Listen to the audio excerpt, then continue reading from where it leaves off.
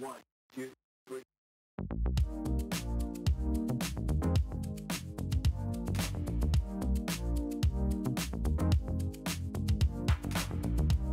Yeah, and so that's why this podcast is, technically speaking, a war crime.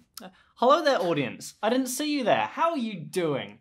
Welcome back to another episode of Stray Thoughts, Stray Theatre Company's podcast, all about the Auckland art scene. I'm your host, Sam. Joining me today are my wonderful two guests. How about you guys introduce yourselves? Cool, I guess I'm going first. Hi, I'm Joseph. I'm the writer and co-director of A Shot in the Dark. Mm-hmm. I'm Heidi. I play the character Crystal in Shot in the Dark. Well, thank you guys both for coming along. It is amazing to have you here. We were promised by the university a nice room with natural lighting. We are in a windowless office meeting room. So we've put up a nice little fireplace in the background, and hopefully that will kind of give everyone a nice, comfy, cozy feeling. So turning now, though, to the actual subject of the show, Shot in the Dark.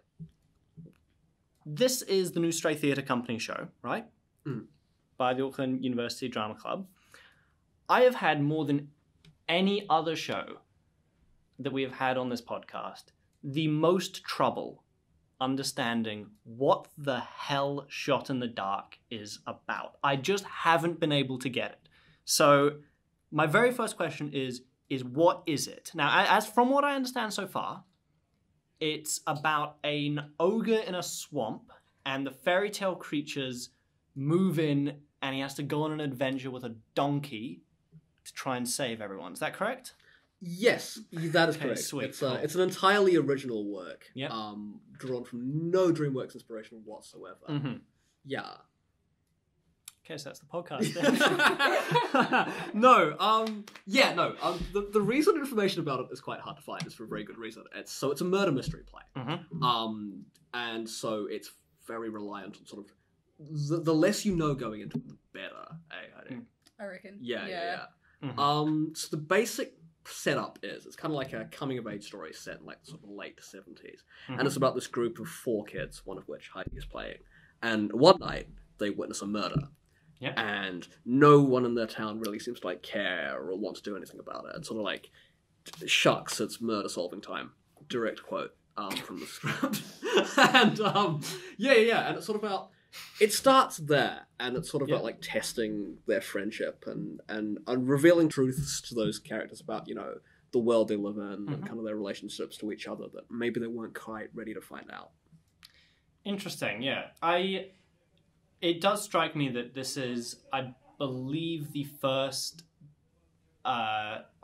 proper show that Stray has done, an original I mean, since the COVID pandemic happened. So I would actually be kind of interested to be like, my big theory, and anyone who's watched previous episodes will know that I've said this before, is that kind of like all theatre at the moment is somewhat tangentially related to what has been happening lately. And I guess my first immediate question is, first off, when did you write this? Was it written during pandemic? Was it written more recently? And secondly, do you think this kind of coming of age story has any relevance to university life, especially given what we've all been through the last year or so? Yeah. So the play was written post-COVID. Specifically, it was written 3 days before the deadline because I found out about Original Bell quite late in the game. I mean, I don't think it's a play that's specifically about lockdown or about COVID or anything like that, but it's definitely a play about disruptive experiences, you know? And it's about really getting into like the depths of kind of like friendships and relationships and sort of like working out, you know, like as a bunch of really flawed people who want to do the right thing and want to like achieve the best for themselves, and you know, like as people have like goals and like ambitions of their own, kind of like testing that in a situation that they're really not ready to handle, and kind of seeing how that pans out, I think is pretty relevant. You say it's disruptive, and Heidi, you agreed with that. I'm curious to sort of know, how is it possible to make stuff that's disruptive feel engaging for the audience? And because I'm so used to seeing these kind of plays that put on this big drama, this big disruptive, And for lack of a better term, they kind of lean into the melodrama of it. And I think especially with murder mysteries, there is kind of that glamour to it. So how do we balance getting that disruptiveness being shown with authenticity, but also the kind of theatricality you might want from a show? I reckon what Joseph's done really well in writing the play is that he's created a lot of really authentic characters, which kind of really balance out the kind of action factor of, you know, the disruptive murder that these kids witness, essentially. Because a lot of the play, even though you know, the murder, it's centered around this kind of event of the murder that happens. It's a lot of the play explores kind of deeper themes that speak to kind of more genuine understandings of the characters and how they cope with it. I reckon that's how. This is going to be a very interesting episode, just because I know that I'm not going to get anything out of either of you of what this play is actually about. I love it when Stray Theatre is like, yeah, we're going to bring back Stray Thoughts from another season. We want to make sure you do an episode on each of the shows that are coming out this year. Awesome. Can I get some information on them? Nah.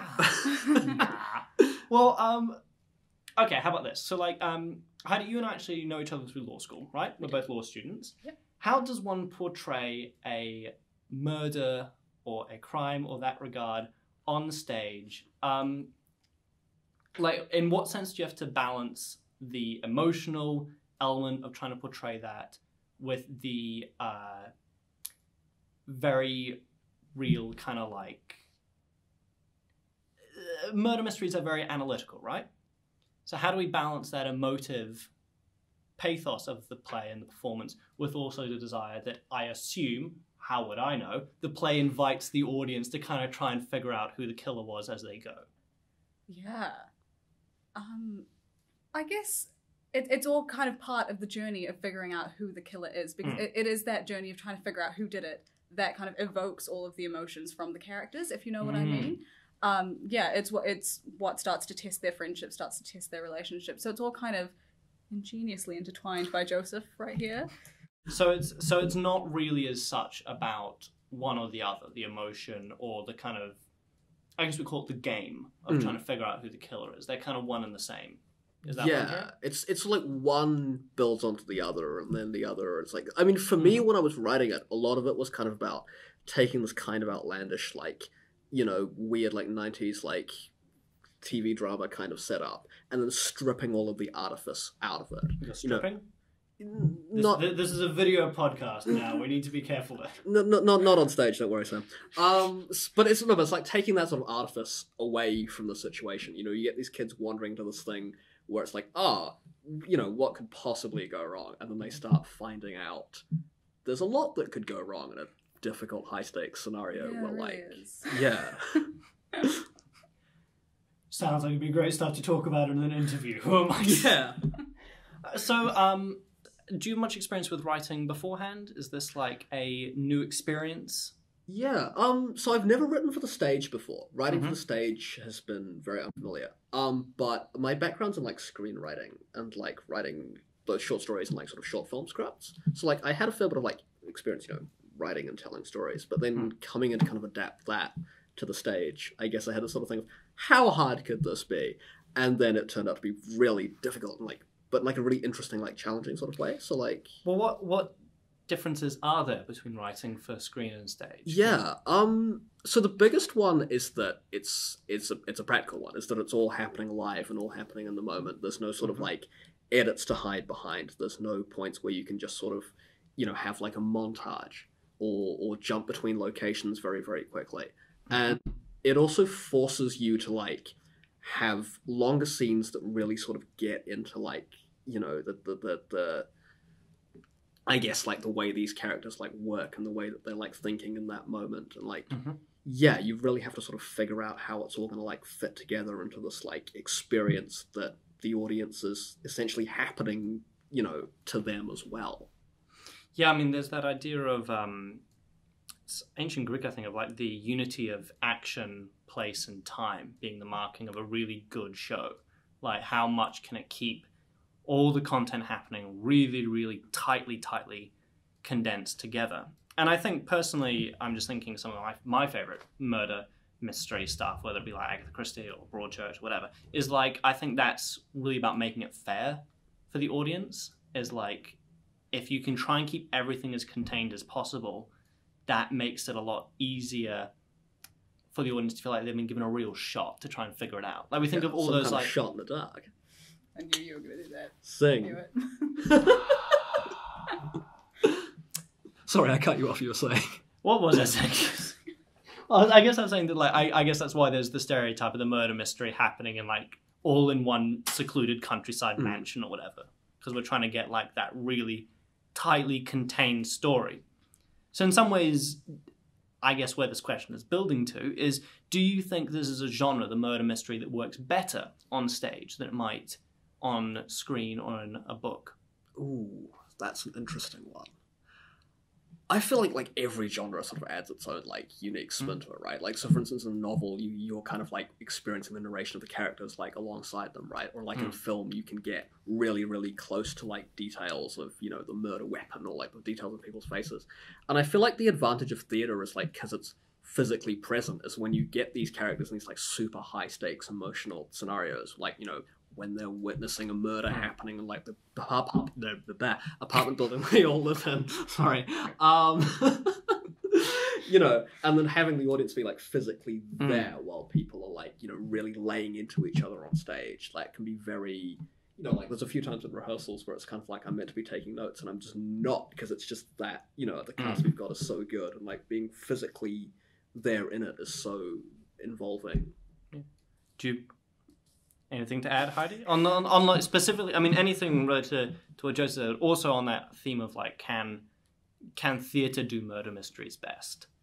I mean, like Joseph said, I think there's something unique about theatre doing murder mysteries. I wouldn't necessarily say it does it better, but it brings something special to it, because like you say, like, you know, when you're in the moment, and even for like cast members, when you're in the moment, you kind of start to experience those characters' emotions. It's quite exciting. Yeah. What would you say is like your ideal reaction that you would get? I mean, I understand you guys don't want to talk about specifically this show, so we'll make it more general. Like, what would you say is your ideal reaction that you would want to have an audience member experience after seeing a murder mystery show? Oh, like this murder mystery show in particular? I mean, if you want to answer about this one, if you can say without spoiling anything, that's absolutely fine. But even just more generally, let's imagine you are an actor in, take your pick of whatever number of murder mystery shows. What's the ideal audience reaction? Just like revelation. Like, whoa, you know, mind blown. Oh, that was so convincing. I can see why you're one of the actors. It's that idea of like the ending should be surprising yet inevitable. Well, yeah, to an extent. I reckon there should be some kind of revelation. I don't think that necessarily needs to be who the killer is, but I think there needs to be. Have you got what other kind of revelations do you like to see in murder mysteries? That's like the classic. You just have to come see. God, I'm trying hard to get something out of these guys. Oh. The goal for me for this episode is just to get one of you guys to go, oh shit, I spoiled the whole play, and then we just have to bleep it out. That's my goal. So if the audience, if you're watching this and there's like a 5-minute just like censored section, I want you to know I'm very happy. Well, okay then. So let's try a different tack to talk about the show. Inspirations, right? There's a lot of different ways places you can draw from for murder mysteries, both in like the content of the actual play, but also in like the thematics, in the way it's structured, in homages and all that kind of stuff. So like you said, it was based in the late 70s,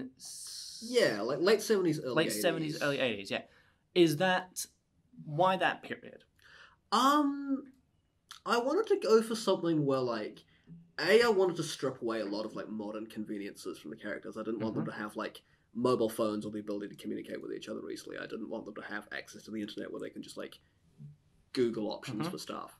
But I think it's a story that sort of exists in that vein of like, there's sort of Stephen King coming of age stories like sort of Stand By Me and like It, and that sort of like, you know, we've got a group of like plucky young kids and they're in this like situation where they're going to have to overcome and like learn something about themselves. But also those sort of like you know, like trashy like 70s like cop shows, like, you know, Kojak and like Dirty Harry and that kind of like, you know, that era of where like cops on TV started to get a little bit gritty and a little bit like realer.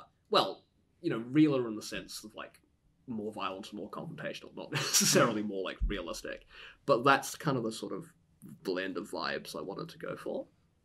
Yeah, I can definitely see that. I mean, it is sort of one of the things that always pissed me off, specifically about like the Poirot books, which I used to be really into, but I sort of look back on them and I'm like, they're all a bit whimsical, right? Like, there is an element of like, it's easy for murder mysteries, to go back to what you said earlier in the conversation, to sort of weigh too heavily in on the whole game part of it, of like, try and figure it out. It strips a level of horror out of death, I feel. And it can definitely take a level of that, you know, that like punchy awfulness out of like an awful situation. And I think, you know, part of A Shot in the Dark is adding a bit of that punchy awfulness back in and really getting into like the weeds of what does a death do to bystanders. Yeah, and I find it really interesting that the play is looking at this from a kid's perspective. So I guess I was just sort of wondering, Heidi, like what is it? That's like, if I was given that character as a brief of like a kid who witnesses a murder, that's a tough part to play. Like, even just on paper, that sounds quite demanding. That sounds like a lot of intellectual work to think, how do you portray that in a realistic way? Would you have any advice, let's say, to someone who was trying to think about portraying the views of a young person on stage as an adult? Yeah, I mean, I guess the advantage of being an adult playing a younger person is that you have been a child at some point, right? And I guess just kind of tapping into your experiences of kind of having that degree of immaturity, and how you kind of saw the world at that point. I mean, hopefully most kids don't witness something like the Four in A Shot in the Dark. But, you know, I think we can all kind of recall, you know, unpleasant experiences from, you know, when we were younger, and kind of tap into how we processed that when we weren't as mature. And yeah, that's how I'm going about it. Did you guys ever growing up have one of those experiences where like you're a kid like, oh my god, what the hell did I just see? I've had a lot where it was like, retrospectively looking back, I was like, yeah, that was kind of grim. You know, like, you know, like when you look back like 10 years, you know, down the line, it's like, oh, crikey, you know, it's yeah. I mean, that's my experience of it. I don't know if I can speak for you guys. I mean, the one that comes to mind is like when I was about 11, we were in like a minor. Everyone was fine. We were in a minor car crash, in Sri Lanka, and like, yeah, I didn't quite know how to. I mean, it was fine, but for like in the you know, the night that it happened, it was. Yeah, I didn't quite know how to deal with that. So it was a minor car crash while you were a minor. Yeah. Why? Why do you do this? Was the other person, they were a geologist in the other car? Would you even describe them as a minor? The one that stands out to me, I remember when I was in primary school, there was a big thunder and lightning storm one day. And day afterwards, guy comes into school, says, you'll never believe this, I tripped as I was walking home and a coin fell out of my pocket and lightning struck it on the pavement in front of us. And no one believed him. Everyone was like, you're talking out of your ass. And then so after school, we go out to the neighborhood where he lived, and he showed us there was this melted 2-pound coin on the pavement that had, I would believe it had been struck by lightning. So that always to me was like, oh my god. Matt, look at the time. That has absolutely flown by. We should probably start thinking about wrapping this interview up. Do you guys just want to look at the camera, tell people where can they get tickets to this show? Cool. Yeah, so you can get tickets at bit.ly/ASITD tickets. I'm sure there'll be like a little lower thirds graphic or something like that. Yeah. But yeah, if you just putting that on you guys. But if you have a look at the Stray Instagram page or the Stray Facebook page and the Stray Facebook events, there's a lot of promo sort of going up there as well. Have I missed anything? No. Cool, yeah. No, please come along. We're on from the 4th to the 7th of August. We're doing 4 7 p.m. shows and a 2 p.m. matinee on Saturday the 7th. Tickets are selling fast, so I'd recommend getting them pretty quick. Yeah, it's going to be good. And where is the show? Oh, yes. So we're on at Lot 23, which is a little studio at 23 Mini Street, which is sort of in. Eden That's why Terrace. it's called Lot 23. Yeah, because it's on this like. Yeah. Yeah. Awesome. Well, thank you guys very much for coming on. It was wonderful to have you both, and nice for you to try and see what I could get out of you about this mystery. I'm very excited to see how it all pans out. And thank you very much for watching, audience. If you want to check out this show, it sounds lovely. 3 juvenile chipmunks going on musical adventures in Hollywood is what I've taken away from the plot. As you should have said. Yep.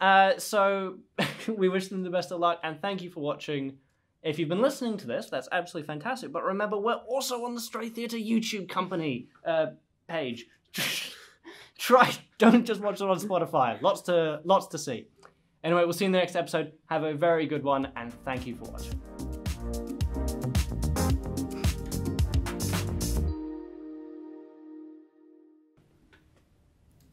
Oh, we're doing some.